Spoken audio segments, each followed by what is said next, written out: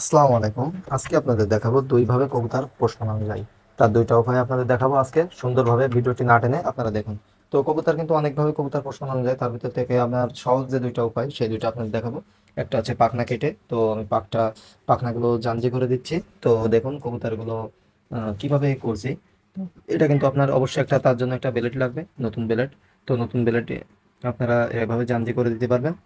আর কবুতরগুলো ধরবেন, দেখুন একা একা করা যায়, কোনো সমস্যা না। এটা দেখুন একটা নতুন ব্লেড দিয়ে আমি জাঞ্জি করে দিচ্ছি। তো কবুতরগুলো এভাবে করার উদ্দেশ্য একটাই, যাতে কবুতরগুলো পালিয়ে না যায়। এবং কবুতরগুলো অনেক কষ্টের, কবুতর যদি হারা যায় তাহলে বেশি কষ্ট লাগে। কারণ যারা কবুতরগুলো কালেক্ট করেন কিন্তু তাদের কিন্তু অনেকের ভাই জালালি কবুতর কালেক্ট করতে কষ্ট হয়। কারণ জালালি কবুতর পালন করতে ভাই কোনো সমস্যা না, কিন্তু একটাই সমস্যা ভাই, ভালো কোয়ালিটি দেখে কবুতর ম্যানেজ করতে গেলে অনেক কষ্ট হয়ে যায়। তো সেই কষ্টের মূল্য আমরা যদি দিতে চাই তাহলে কিন্তু অবশ্যই ভাই এভাবে কিন্তু আপনি জাঞ্জি করে রাখতে পারেন। আর আরেকটা উপায় আছে, সে দুইটা উপায় আমি আপনাদের দেখাবো। তো একটাই সমস্যা যে ভাই কবুতর টাকাটা মেন বিষয় না, যে কবুতর একটা কবুতর হারা যাচ্ছে টাকাটা মেন বিষয় না। মেন বিষয় হচ্ছে আপনার একটা শখের কবুতর, ভালো সুন্দর দেখে একটা কবুতর কিনলেন, কালেক্ট করলেন অনেক কষ্ট করে, কিন্তু কবুতরটা উড়ে গেল। তাহলে কি হলো? কষ্টের ফল বৃথা গেল। তো আমি সচরাচর ভিডিওর সামনে আসি না, তারপর আজকে আসলাম। আর আপনাদের এখন থেকে নিয়মিত ভিডিও দিব। আর কবুতর সকল উদ্দেশ্যে, কবুতর রোগবালাই নিয়ে সব সম্পর্কে আপনাদের বিস্তারিত জানাবো। তো ভিডিওটি না টেনে দেখবেন।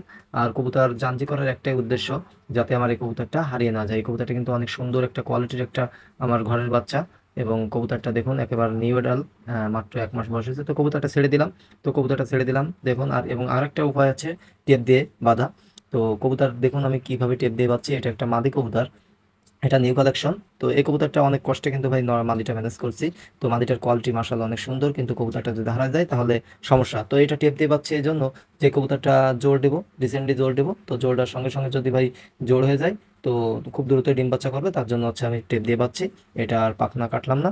তো যেটা আছে অনেকদিন রাখার ইচ্ছা আছে, সেটা আমি জাঞ্জি করে দেবো।